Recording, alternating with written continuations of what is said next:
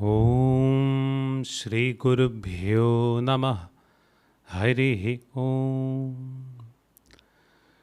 Dhyayamo Dhavalavagunthanavatim Tejomayim Naishtikim Snigdhapangavilokinim Bhagavatim Mandasmitashrimukhim Vatsalyamritavarshiniim Sumadhuram Sankirtanalapinim Shyamangim Madhusikta Suktim Amrita Anandatmikam Ishwarim Om Amriteshwaryai Namah Om Amriteshwaryai Namah Om Amriteshwaryai Namah.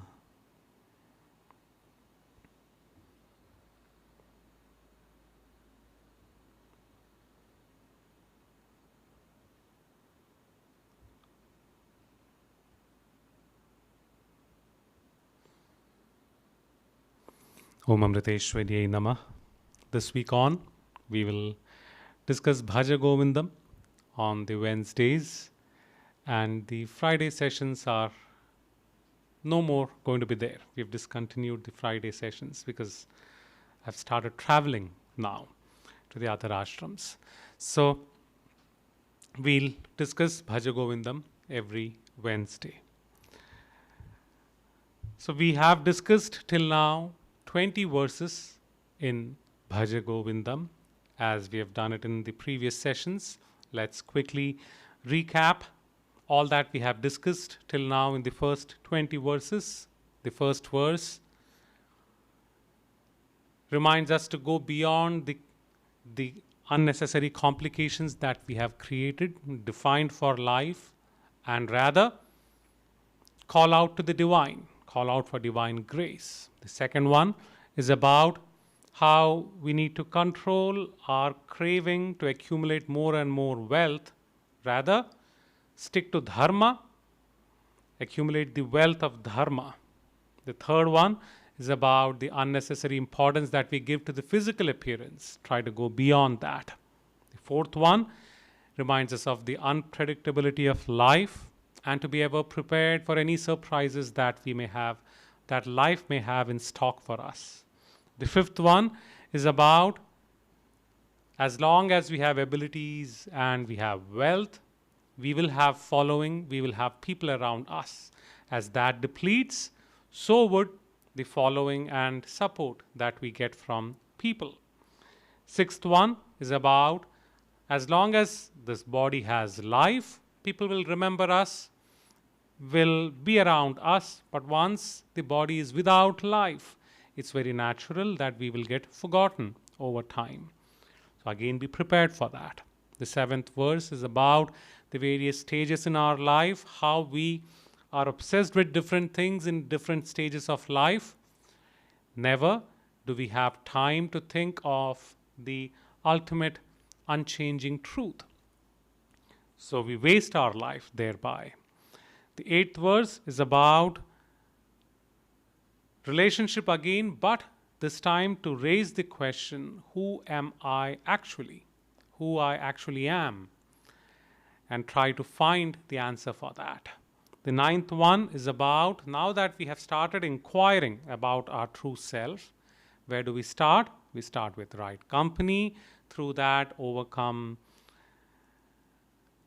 attachments, through that overcome delusion. That way the truth would be revealed to us, or we will reach the state of liberation. The 10th verse is about how we hold something significant at one point of time is not going to stay significant at a later point of time. So why waste time considering something significant unnecessarily and completely investing our whole faculty and everything into it? The 11th verse, now that we have understood the impermanent nature of things, something that is significant now is not significant later, why take pride in all these? The 12th verse is about how life gives us experience too in kinds, good, bad, pleasant, otherwise, etc. The more we are grounded in our life, the less we get pulled away by the emotions of these experiences that we have. 13th one reminds us of good company, the significance of good company, especially the company of a Mahatma, a realized master, a realized Sadguru. Only that could take us across this infinite ocean of complications of life. The 14th verse is talking about now we are growing spiritually. When we are trying to grow spiritually, let us remind ourselves the outward growth, showing off that I'm very spiritual, the way we dress, the way we behave outwardly is not significant. What is most important is how we grow internally. And the internal growth automatically reflects to the outward growth. That's what we need, the organic growth. The 15th and the 16th verses talked about desires. Irrespective of all the abilities that we lose, all the wealth that we lose, the health that we lose all these. In spite of that, we don't lose the grip on our desires. Until the last moment of life, we are ever holding on to our desires. So let go of it is what 15th and 16th verses reminded us of.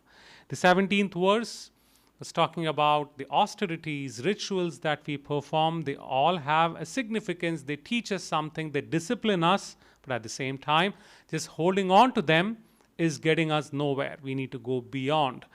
Each of these rituals, austerities, are to build the sense of discipline within us. The 18th verse was about dispassion. Once we have dispassion, whatever be the situation we are in, conducive or otherwise, we would ever be content and happy. So dispassion ever gives us that sense of content. The 9th verse was about how when we have our mind fixed on the Supreme, whatever be the situation we are in, whatever be the condition that we live in, we would ever only rejoice and rejoice and only rejoice. The 20th verse that we discussed the last week was about how we should imbibe the spiritual essence of everything that we experience or deal with. Be it the scriptures that we study, the Bhagavad Gita, be it learning from Ganga, the river Ganga, the purity it has, the flow of knowledge that it represents, or be it through devotion to the divine, surrendering to the divine. If we could imbibe at least a little bit of the spiritual essence behind all these, that will take us a long distance. So these were the verses that we have discussed so far. So we discussed about death the last time, right?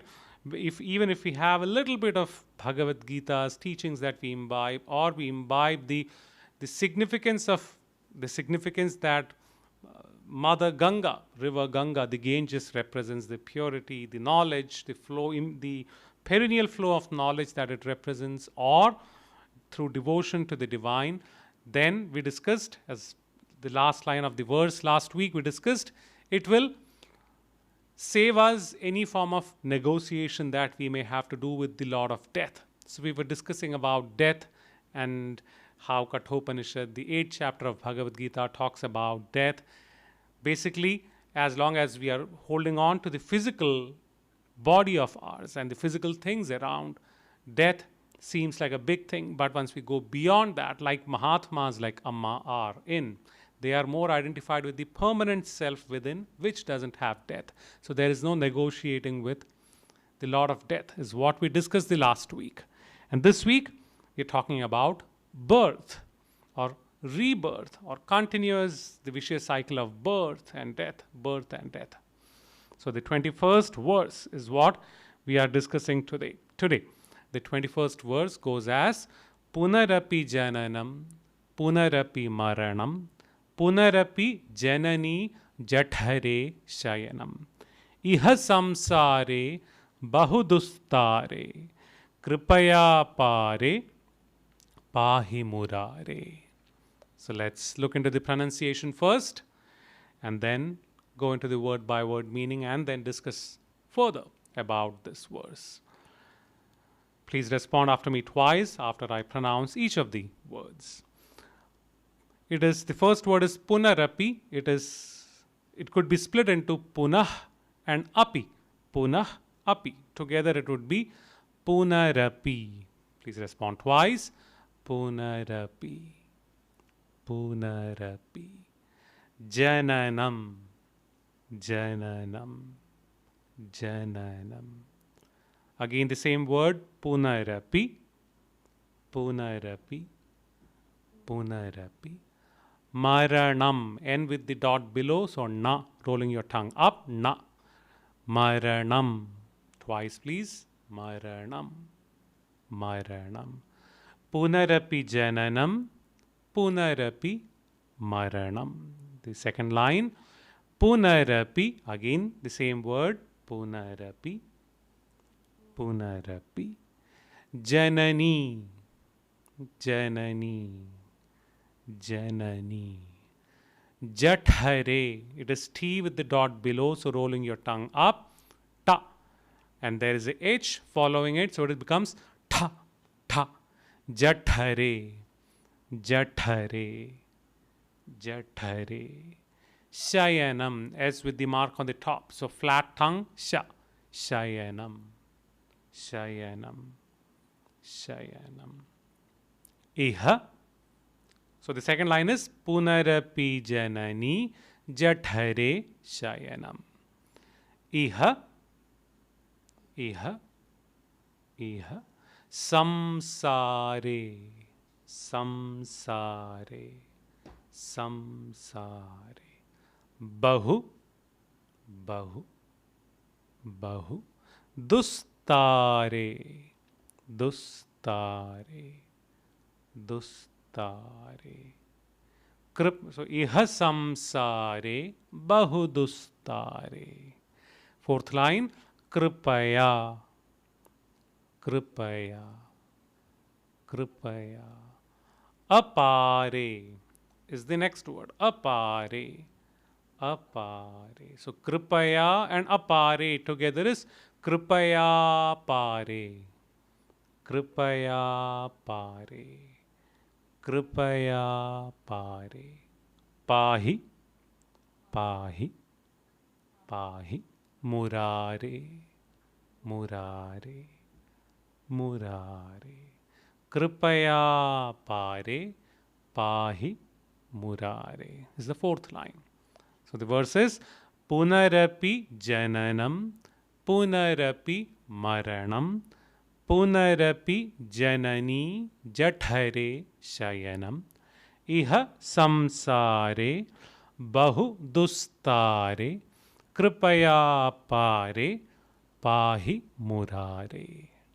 So we'll chant it twice in tune or sing it in tune. As always, if you're not familiar, you could join us the second time. Else, let us do it together the first time itself. Punarapi jananam, punarapi maranam, punarapi janani, jathare shayanam, iha samsare, bahudustare, kripaya pare, pahi murare. Once more. Punarapi jananam, punarapi maranam, punarapi janani, jathare shayanam, iha samsare, bahudustare, kripaya pare, pahi murare. So what is said in this verse? Punarapi. Punah, again. Api, and. Again and again. Punarapi. Jananam, birth. Punarapi, again and again. Maranam, death. So again and again, death, and again birth. The repeated happening of it, the cyclic happening of it. Punarapi, again and again. Again and again what? Janani, mother. Jathare, Jathare, in the womb. Jathara, the womb. Jathare, in the womb. Shayanam, laying down. Again and again being born, again and again being dead. Again and again laying in the mother's womb. Iha, in this samsare, in this world, in this unending cycle of life and death, the complication of life.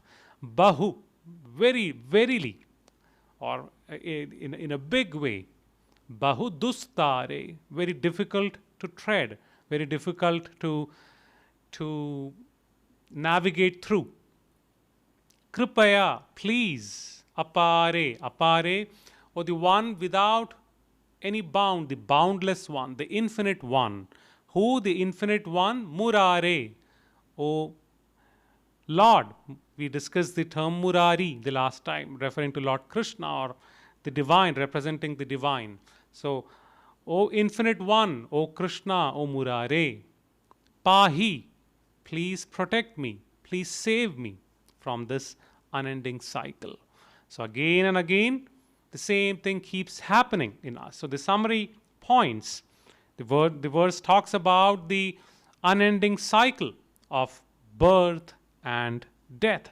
It keeps happening. It's a vicious cycle. We keep getting born, we keep dying thereafter. Again we are born, again we die. And we are getting nowhere, basically, in this whole cyclic process. Again and again, we have to come and lay down in the mother's womb for 9 months. So it's just a cyclic, repeated process, is what the verse is pointing out. And then the last line says, Kripaya pare pahi murare, iha samsare bahudustare.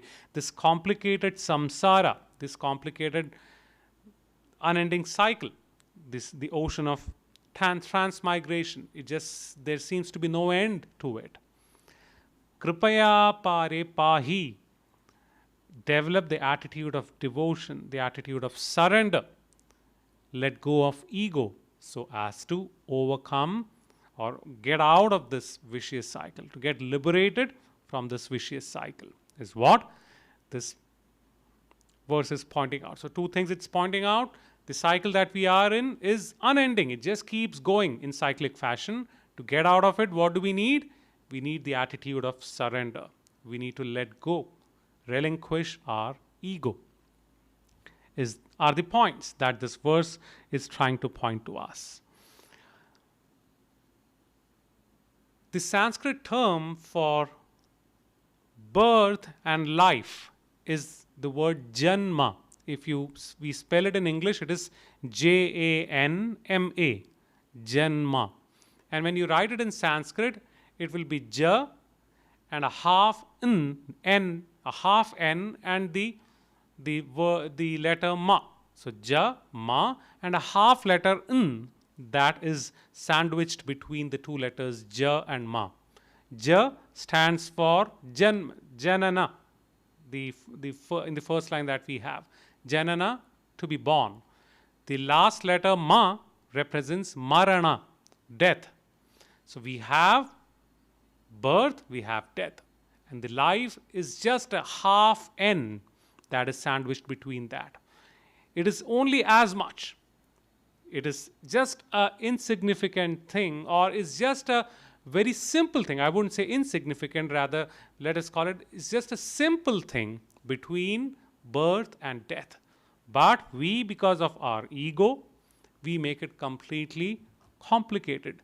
And because we make it completely complicated, we just remain in this vicious cycle. We are just stuck. So janana and marana anyway happens. Birth and death anyway happens. What we have a little time between the birth and death, it depends on us whether we can make life meaningful or not. And how do we make it meaningful? Ego is the whole point. To make life less self-centric, rather make it as selfless as possible. That's what this verse is trying to point out. So based on the actions that we do now, we have to face the consequences. That would basically tell us what the next birth would be, how we would lead, how it would lead us to the next birth. So what we do right now is very critical. Everything that we do right now is what is going to decide what is going to happen later. And that's the case even in normal life. Whatever we do now, we do smuggling, we do stealing right now, it would very well define where our next few years are going to be. Are we going to be free, or are we going to be in a jail, or are we going to get some kind of punishment that we need to face? So the actions that we do now is what decides how my life is going to be. Not just later part of this life, the future births that I take. So that's what we refer to as the karma theory, the theory of action and the consequences that we face. And talking about karma, there are various names or various terms, various forms of karma. We'll just look into 3 of them, which is kind of relevant here in this discussion. There is sanchita karma, there is arabdha karma, and the agami karma. Sanchita karma is the net sum of all the actions that we have performed and the associated consequences that we need to face. So all the actions that we have performed throughout in all our past lives. So that is like the bank account of karma. And we keep remitting, we keep depositing into this whole pool of karmas that we have. That is known as sanchita karma. And the other karmas are subset of this whole big set of sanchita karma that we have. Of that, arabdha karma are the set of karmas that are ripe enough for us to face the consequences of it as soon as possible. They are imminent. So of the big sanchita karma pool, we have set of karmas that we need to face right now. The consequences of it would come to us, and we need to face it. Maybe good, maybe bad, based on the actions that we have performed in the past. And arabdha karma has few, not exactly subset, has categories. One of it is known as prarabdha karma. Arabdha karma. Prarabdha karma is usually associated with every birth that we take. With every birth, we have a set of karma that we need to burn based on our past actions. So, prarabdha karma, for every birth, this particular birth that we have taken, we have a set of prarabdha karma to burn based on our actions in the past. So, that is known as prarabdha karma, the consequences that need to be faced and finished off in this particular birth. That's why when some people go through a difficult time, it is usually said in Indian languages, oh, it is his prarabdha, poor thing. He has to face all these difficulties. It's his prarabdha. Basically, it's that. It's conveying that we are facing the consequences of our past actions that are ripe for this particular birth to face the consequences. And then agami karma. Agami is something that is coming in the future. And what comes in the future is just a reminder, whatever we perform right now, they are also getting accumulated into this big pool of sanchita karma. So the actions that we perform right now and their consequences, they are known as agami karma. So sanchita karma, the whole pool, prarabdha karma, which we need to deal with in every birth, associated with every birth, and agami karma, the actions we are performing right now, they again get added to the whole pool of sanchita karma. So what is our goal? We need to reduce the agami karma. We need to reduce accumulating more and more into this whole big bank account of ours of karma, right? And we need to be prepared for the prarabdha karma. Like we discussed in the 4th verse, life is going to throw all kinds of experiences at us, surprises at us. How well prepared are we is what defines how successful we are going to be in this life. So these are the two things we should be aware of and be prepared. So how do we accumulate less into the whole big pool of karma is what we need to focus on through our spiritual practices, through our spiritual growth. So based on our actions, that way we are stuck, because we usually perform actions without thinking much, or usually centric to our ego, because of which the bank account keeps getting replenished. And because it keeps getting replenished, we have to again take more birth. So it's like we are taking a loan. Amma always gives this example, right? Many of us come with a loan into this life. This loan is what? We have a lot of karmas in our bank account. We have taken a loan and we need to pay it back. Or otherwise, we have lot accumulated, good points accumulated, that we can enjoy this particular life. Amma gives this example again, that is based on this karma theory. Because we are discussing this, we'll quickly read a small passage from Awakened Children, Volume 1, page 21. Amma is asked by a student who is discussing with Amma, is about how when he saw or she saw an animal suffering. So the question was this: Mother, while I was leaving the house, I saw two crows pecking and injuring a owl's fledgling. It was fluttering and crying in pain. What injustice is this? If God is compassionate, why does he allow such cruelties in nature? Innocent deer becomes prey to lions. Human beings slaughter cows and eat their flesh. Is there no end to this? And Amma says, children, nothing is in excess in this world. Basically pointing out to how everything is in complete balance, that we have discussed throughout Lalita Sahasranama. Everything is accurately weighed and measured and noted down. It is according to their vasanas. Vasanas means latent tendencies, that beings take birth as bird, cow, or lion. Should God be responsible for that? Higher births are gained by finishing off the vasanas. If this human birth, which we finally attained, is again spent living like animals without using it for God realization, then we might take birth in this world as a bird or an animal. Therefore, God is not being cruel. Each creature is experiencing the fruit of its action. Basically, what we were discussing just before this, Amma is pointing out to that very idea. To maintain in the balance in this nature, lot of different creatures, different species, we have our own advantages and disadvantages. Being a human being, we have a lot of advantages. Being a human being, we have a lot of disadvantages. Being a lion, a lot of advantages associated with it. And there are a lot of disadvantages associated with it too. The whole food cycle is like that, right? The deer gets eaten up by the lion, tiger, etc. It's based on our karma, what birth do we take?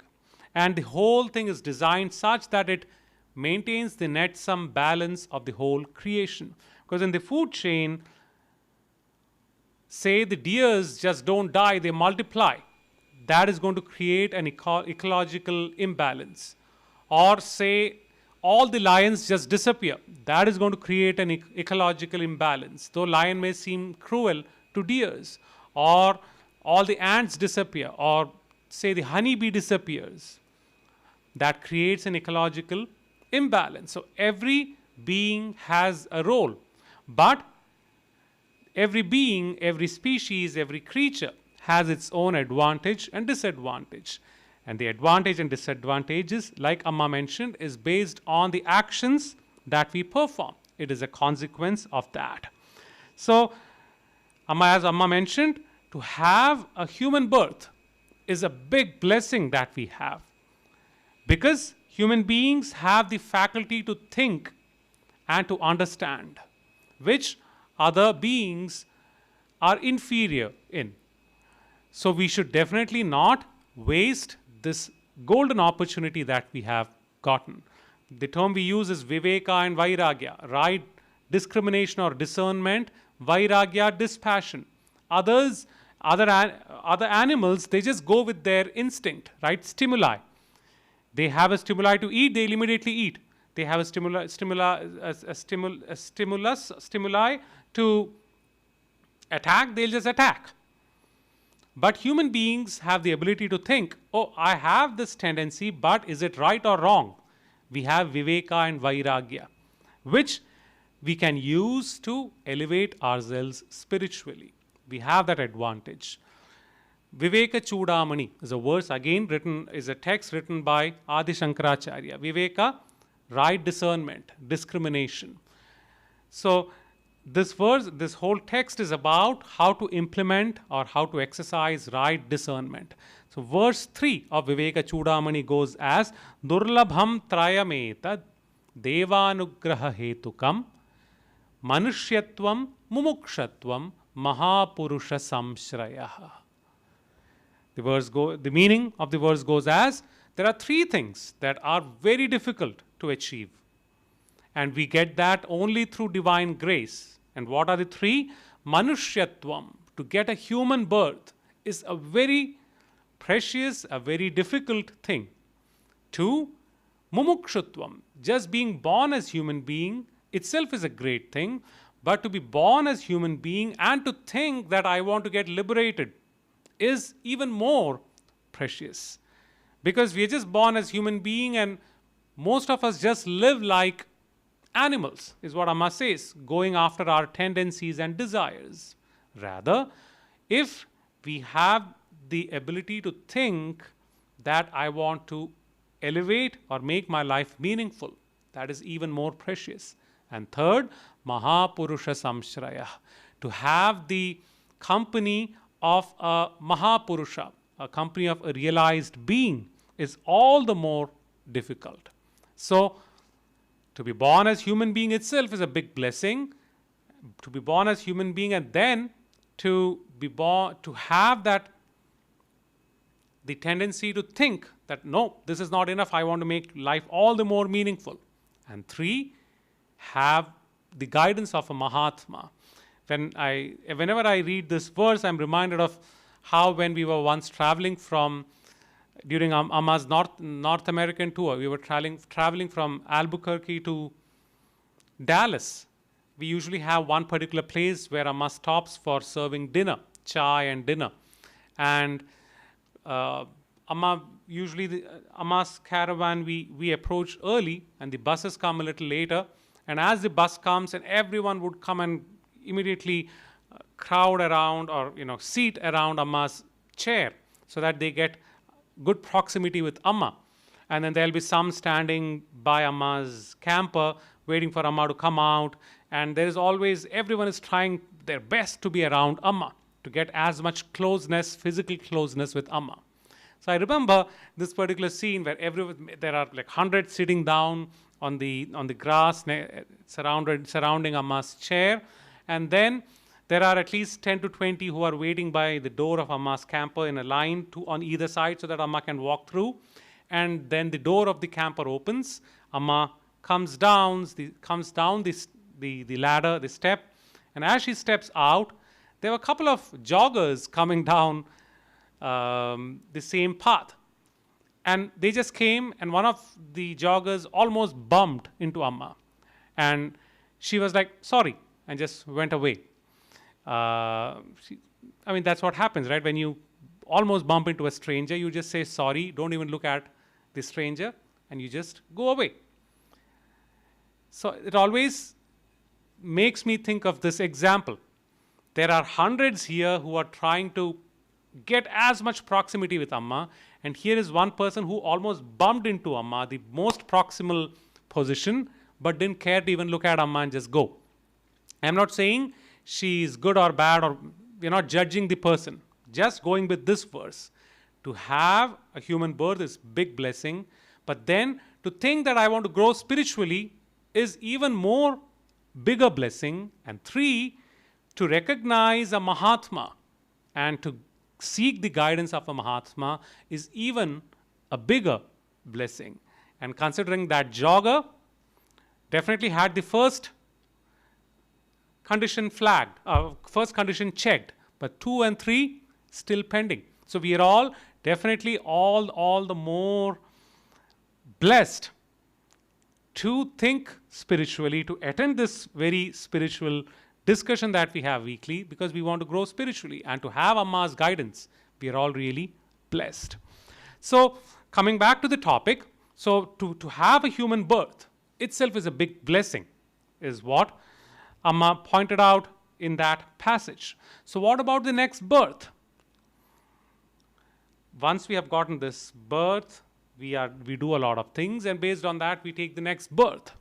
In Bhagavad Gita chapter 8, if you have attended the daily webcast from Amritapuri, Amma, after the bhajan, in case one of the ashram resident passes away, Amma, you would have seen Amma oversees the last rites being performed. It's very simple, very spiritual in ashram, in Amritapuri ashram.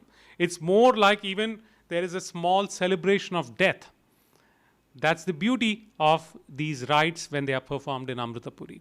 Hardly you would see anyone crying, but even if there is crying, it's more of a meaningful, selfless cry.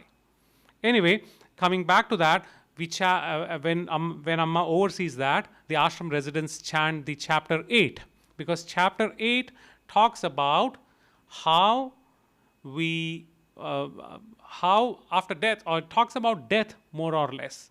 It's about how, exactly what we discussed the last week in Bhaja Govindam, how once we go beyond the attachment to the physical body, we have won over death. Basically, that's what the chapter 8 basically discusses. That's the overall premise on which the chapter 8 is based on. So the chapter 8, 6th verse goes as Yam yam vapi smaran bhavam tyajantyante kalevaram tam tam evaiti kaunteya sadatat bhava bhavitah. Lord Krishna says, Yam yam vapi smaran bhavam. All that we think about in the final moments of our life, tam tam evaiti kaunteya sada tam bhava bhavitah. Tam tam. Those are the things or those thoughts that we become an object of when we move on after death. So the basic gist of this verse, what do we think in the very last moment of our life, this current life, decides where we are going in the next life. So the logic is very simple. When in the last moment, we need to be as positive, as spiritual, or as in the right note as possible, so that the following birth will be accordingly. It's like the story that Amma always shares. I'm sure all of us have heard this, but it's worth repeating. It's about the story of Ajamila. How Ajamila was a ruthless businessman, always tried to make money, very greedy, and was not very righteous in the way he ran his business. But he named his son Narayana, the name of Lord Vishnu. And he was so attached to his son that when he was on his deathbed, when he was about to die, out of attachment, he called out to his son. But because it was the Lord's name, the Lord's messengers came and took him to heaven. So hearing this, Amma says in the story, hearing this, a businessman named his sons Rama, Krishna, Govinda, all names of the gods, deities. And he was very greedy, not very righteous in terms of his business. And he purposefully named his children Rama, Krishna, Govinda, so that when he dies, he calls out to them, and that way he'll also get liberated. He wanted to be like Ajamila. But throughout his life, he wasn't righteous at all. So when he was about to die, when he was in his deathbed, he immediately started calling Rama, Krishna, Govinda, please come. And all his sons, out of love, they come to the father. And the moment he sees them, he's like, you fools, all three of you are here. If all three of you are here, who is managing the business? You fools. He calls them fools and dies. Rather than calling the Lord's name, he called them fools, or he used the term fool, and he died. And now we know what his birth is going to be like. Eventual birth is going to be like, because he died calling out, oh fools. So even if you decide, oh, I want to have Rama, Krishna, Govinda as my son, I'm going to call the Lord's name out when I'm going to die, it's not going to happen unless and until we make it into a habit while we are living. Only if we practice it throughout our life will we be able to do it in the last moment. Like the example I was giving of me having the habit of folding up the bed sheet, the comforter after waking up from sleep, because you were conditioned like that. When I was sedated for a surgery, I just woke up half conscious and started folding up the bed sheet, right? More we practice it throughout our life, will it become a habit, else it would not. So to make our future life meaningful, what should we do? We should make this life meaningful, make it into a habit, and that what will take us in the last moment of our life, making it such that we move on to a meaningful life thereafter. So to be focused on a positive thing in the very last moment of this life, the whole life we need to practice that. Only then will we be able to do it in the last moment of our life. So what is our destiny in the next life is our choice. We need to make that choice. And when we say we need to make this choice, I'm reminded of a joke that we it's not very funny actually, but as children, we used to find it funny. We used to share this. It's about a person who dies and he goes to Yamaloka, to the world of the Lord of Death, Yama. And Yama has his assistant Chitragupta, who has all the list of good things, bad things. He has a whole ledger of our deeds, and based on that he decides, oh, he goes to heaven, he goes to hell. It's like the Saint Peter's gate, right? That's what St. Peter's gate. It's decided where you go, this way or the other way. So he comes to the Yamaloka and they find out, oh, you seem to have exactly equal number of good deeds and equal number of bad deeds. So you need to decide where do you want to go. And he says, sure. He says, first I'll show you the heaven, then I'll show you the hell. Then you can decide where do you want to go. So he first takes him to the heaven. Heaven is kind of very peaceful. Everything is silent, and to him it seemed more like very boring. Heaven was very boring. People were just silent and meditating and nothing much happening. And then he took him to the hell, and hell was like a celebration. Everyone was dancing, there was party going on, there was a lot of food, there's a lot of gathering and get together, and so much happening.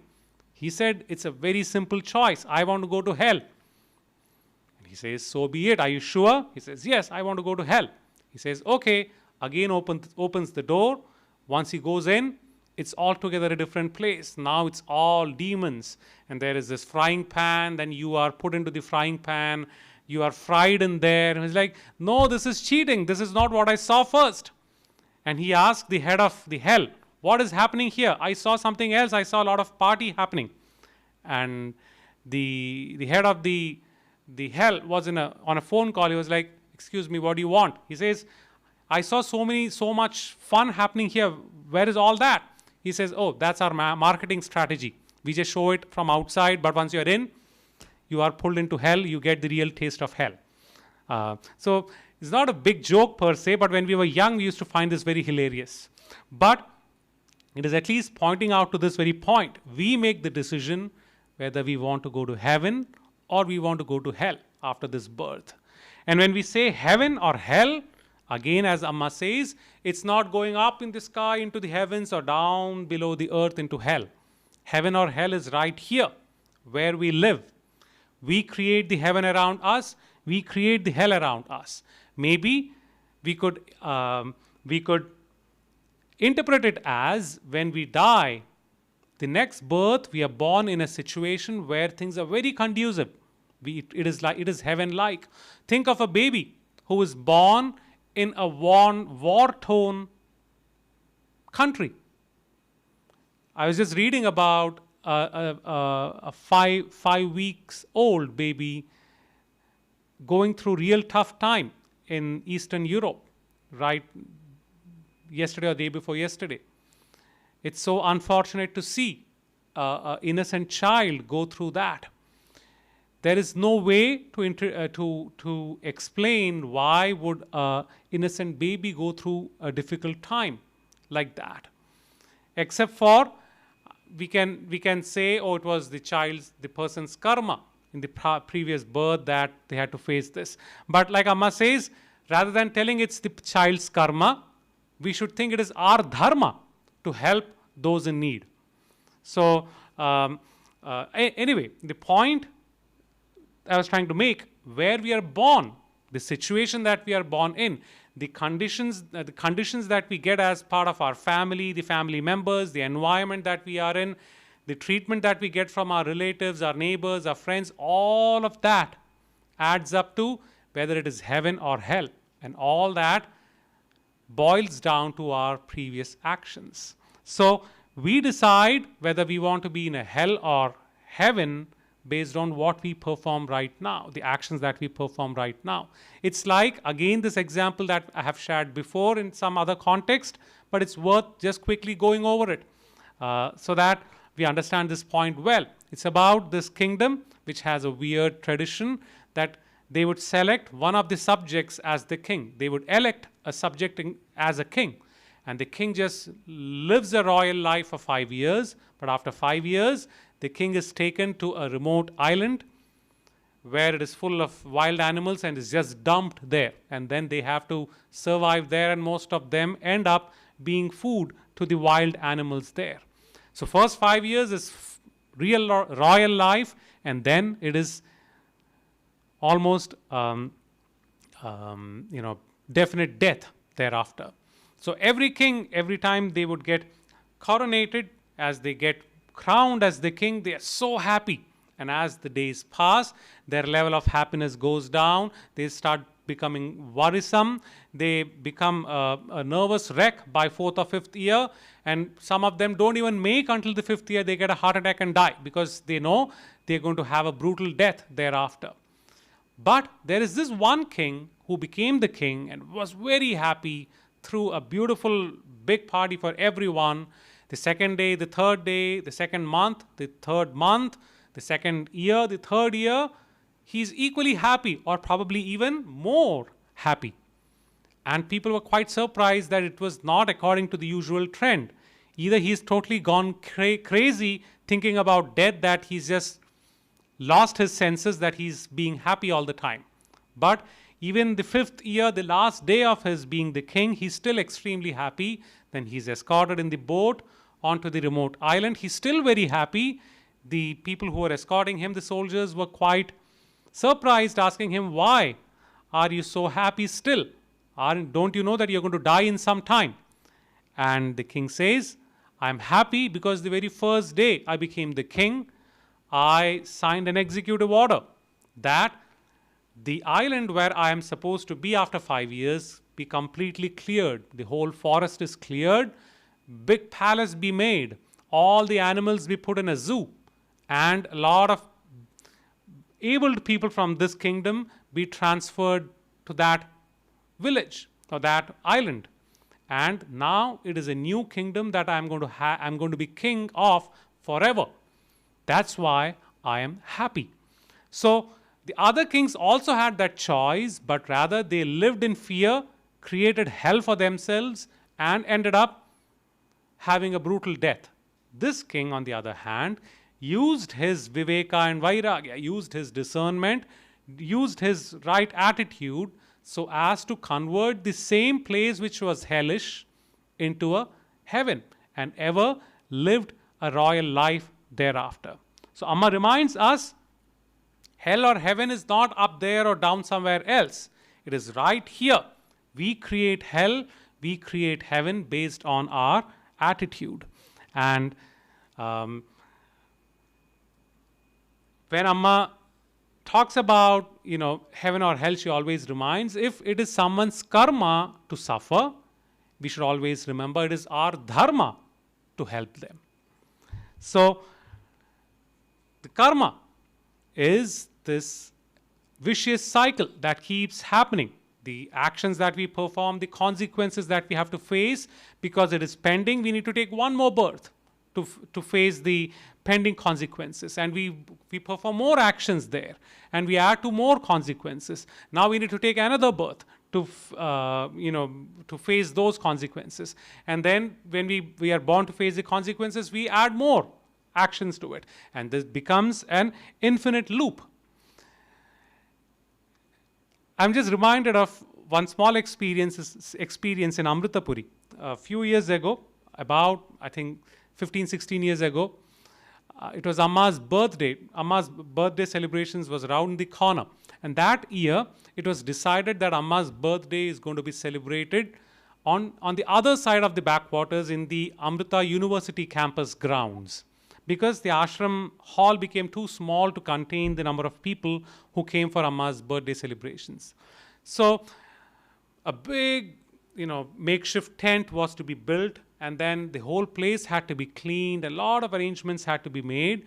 And because this was a new place, the whole approach is new, things were not progressing well. And it was continuously raining for so many days that the construction of the tent couldn't take place. So one day after bhajans, Amma just decided, I'm going to go to the other side and go and clean the place and oversee what is happening there. And it was a sudden decision. So as Amma, after bhajans, immediately went and walked to the other side, and she went to the university. I think Amma went over the bridge to the other side, and Amma was driven to the university. Because otherwise, from the ashram to the university, it's about 15 minutes walk. So usually when Amma goes, thousands of people follow her. But this time only about few hundreds followed her. Why? Because they knew it's going to be a lot of tedious work and it's going to be a long night. Because a lot of work was pending right there. And Amma gets into work, she's going to be in it throughout. And then we'll also be stuck. So many people decided I'm not going. But few hundred of us went with Amma, and there's a lot of work happening there. And then one of the brahmacharis asked me if I could help them with making lemon juice and some snacks that were to be given away to everyone, that Amma would distribute to everyone after some time. So would you help me make the lemon juice? So few of us, like 5 or 6 of us, we decided, okay, because we have to make a lot of it. So from the ashram side, they brought in the lemon juice concentrate, which they made. And we had water to collect from the university, and then they sent sugar, they sent some salt, and all that had to be mixed in the right proportion. So we mixed it in this big container. We made a lot of lemon juice. We could actually swim in it, as big a container. Lot of lemon juice. And then after we made it, we tasted it. When we tasted it, what happened? It was very sweet. Definitely we knew, because Amma is going to taste it too. Then she'll take us to task. So we decided, let us dilute it a little bit. So we added water to it. Now we added water to it. What happened? It became very diluted. And now we don't know what to do. So 2 of us decided, okay, we'll go walk to the ashram, 15 minutes each way. So half an hour for that, and get some concentrate more.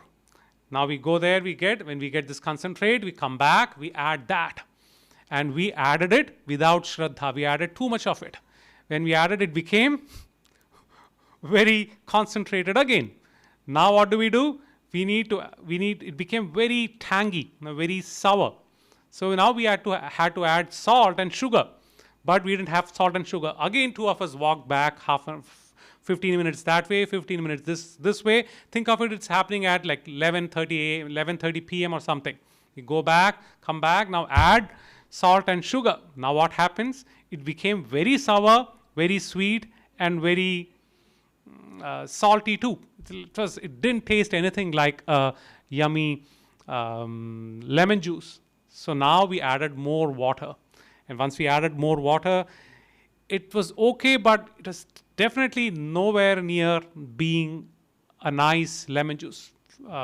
Talking about tasty, it's completely not tasty at all. But anyway, finally all the cleaning happened and Amma came and sat, and they kept some lemon juice for her too. She took a sip and like, who made this lemon juice? None of us dared to even raise our hands. She was like, this is like drinking some water with some salt and sugar in it. It's so yucky. And anyway, we didn't dare to tell Amma we made the lemon juice. But anyway, the whole why I shared this was, I ended up going back and forth 3 times. So 15 minutes thing.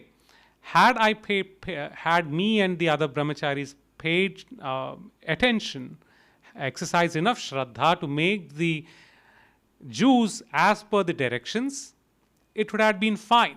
But first we added too much concentrate, then we had to add sugar, then we had to add water, then to make it normal we had to add sugar, then we added salt, again we added concentrate, again we added water. It became a vicious cycle.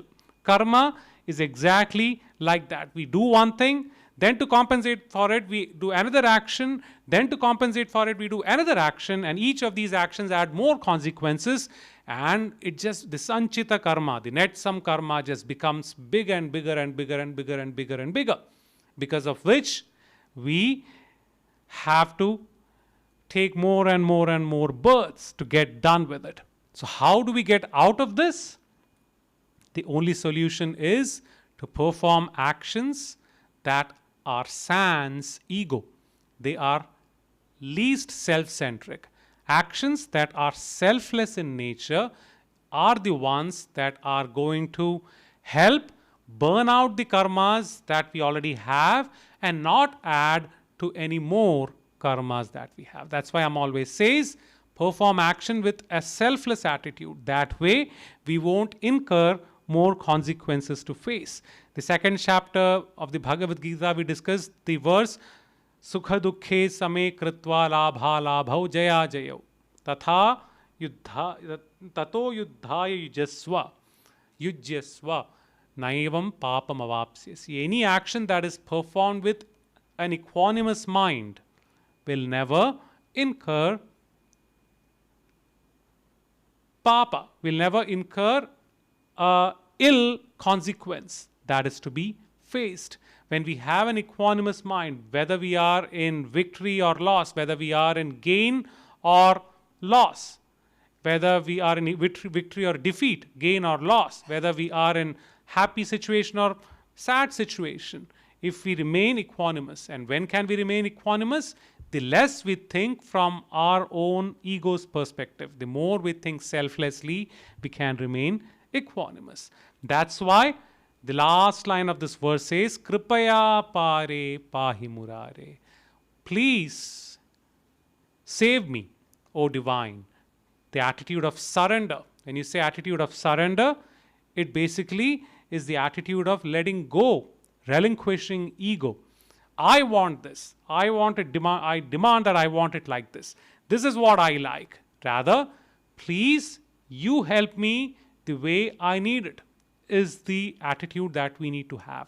And when we perform an action with that attitude, definitely that action does not incur karma.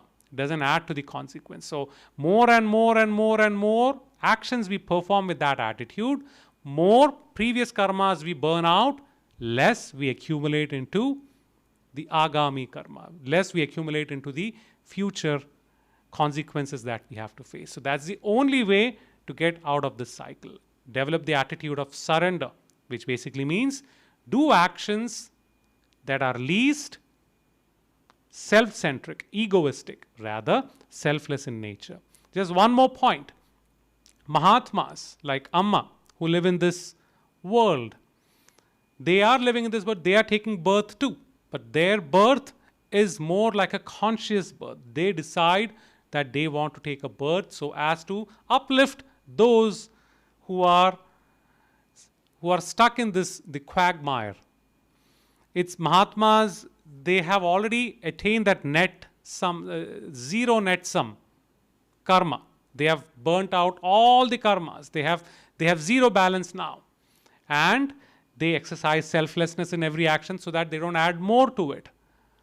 So they take a decision that I'm going to come down. It's usually the analogy given is we have a hillock, and top of the hillock there's a well, and inside the well is this infinite wealth that gives you ultimate happiness. So someone who treads up the hillock, reaches the very top, looks into the well, and realize or gets that happiness. All you need to do is now jump into that well, and you will ever be happy.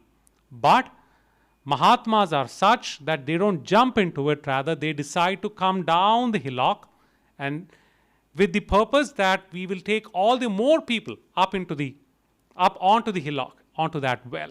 So that's why it's called avatara, coming down. They come down to our level to take us up there. So it's a big sacrifice that they are making to come down into the quagmire and then uplifting us up to there.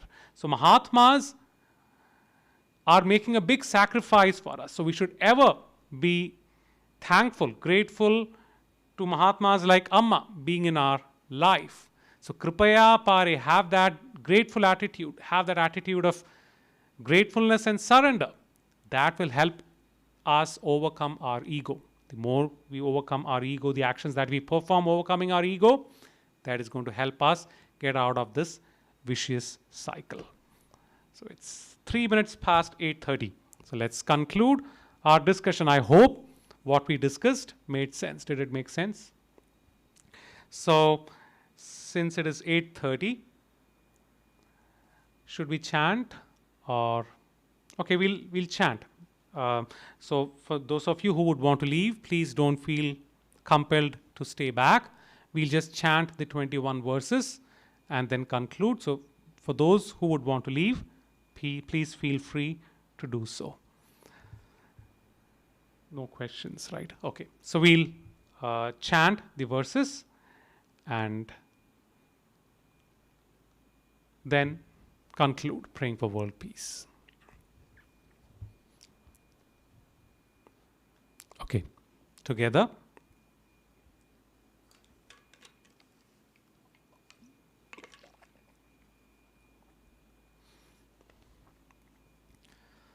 Bhaja Govindam, Bhaja Govindam, Govindam Bhaja Mudhamate, Samprapte Sannihite Kale, Nahi Nahi Rakshati Dukruny Karane.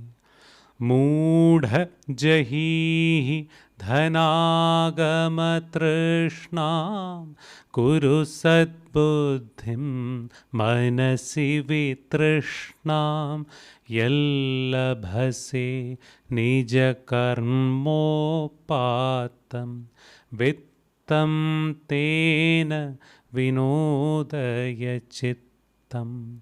Naristana bhara nabhidesham drishtva maga mohavesham etan mamsa vasadi vikaram manasi vichintaya varam varam. Nalini dalagata jalamati taralam tadvajivitam atishaya chapalam vidhi vyadhyabhimana krastam lokam shoka hatam cha samastam yavad vit Toparjana sakta tavan nija parivaro rakta चाजीवति जर्जरदेहे वार्ता कोऽपि न पृच्छति गेहे यावत् पवनो निवसति देहे तावत् पृच्छति कुशलं गेहे गतवति वायौ देहापाये भार्या बिभ्यति तस्मिन् काये बालस्तावत् क्रीडासक्तः तरुणस्तावत् तरुणीसक्तः वृद्धस्तावत् चिन्तासक्तः परमे ब्रह्मणि कोऽपि न सक्तः काते कान्ता कस्ते पुत्रः संसारोऽयम् अतीव विचित्रः कस्य त्वं कः कुत आयातः तत्त्वं चिन्तय तदिह भ्रातः सत्सङ्गत्वे निस्सङ्गत्वं निस्सङ्गत्वे निर्मोहत्वं निर्मोहत्वे निश्चलतत्त्वं निश्चलतत्त्वे जीवन्मुक्तिः वयसि गते कः कामविकारः शुष्के नीरे कः कासारः क्षीणे वित्ते कः परिवारः ज्ञाते तत्त्वे कः संसारः मा कुरु धनजन यौवनगर्वं हरति निमेषात् कालः सर्वं मायामयमिदम् अखिलं हित्वा ब्रह्मपदं त्वं प्रविश विदित्वा दीनयामिन्यौ सायं प्रातः शिशिरवसन्तौ पुनरायातः कालः क्रीडति गच्छत्यायुः तदपि न मुञ्चति आशावायुः काते कान्ता धनगतचिन्ता वातुलकिं तव नास्ति नियन्ता त्रिजगति सज्जन संगतिरेका भवति भवार्णव तरणे नौका जटिलो मुण्डी लुञ्चितकेशः काषायाम्बर बहुकृतवेषः पश्यन्नपि च न पश्यति मूढः उदरनिमित्तं बहुकृतवेषः अङ्गं गलितं पलितं मुण्डं दशनविहीनं जातं तुण्डं वृद्धो याति गृहीत्वा दण्डं तदपि न मुञ्चति आशापिण्डम् अग्रे वह्निः पृष्ठे भानुः रात्रौ चुबुक समर्पितजानुः करतलभिक्षस्तरुतलवासः तदपि न मुञ्चति आशापाशः कुरुते गंगा सागरगमनं व्रतपरिपालनम् अथवा दानं ज्ञानविहीनः सर्वमतेन भजति न मुक्तिं जन्मशतेन सुरमन्दिरतरुमूलनिवासः शय्याभूतलम् अजिनं वासः सर्वपरिग्रह भोगत्यागः कस्य सुखं न करोति विरागः योगरतो वा भोगरतो वा संगरतो वा संगविहीनः यस्य ब्रह्मणि रमते चित्तं नन्दति नन्दति नन्दत्येव भगवद्गीता किञ्चिदधीता गङ्गाजललव कणिका पीता सकृदपियेन मुरारिसमर्च क्रियते तस्य यमेन न चर्चा पुनरपि जननं पुनरपि मरणं पुनरपि जननी जठरे शयनम् इह संसारे बहुदुस्तारे कृपया पारे पाहि मुरारे. Let us conclude sincerely praying to the Almighty that every being in the creation is happy, content, and peaceful. Let us together chant the Shanti Mantra 3 times. Just before that, a reminder, Friday we will not have the scriptural discussion here on. Bhaja Govindam will be on Wednesdays. So we'll meet every Wednesdays alone every week. So let's chant the Shanti Mantra. Om Loka Samasta Sukhino Bhavantu. Loka Samasta Sukhino Bhavantu. Loka Samasta Sukhino Bhavantu. Om Shanti Shanti Shanti.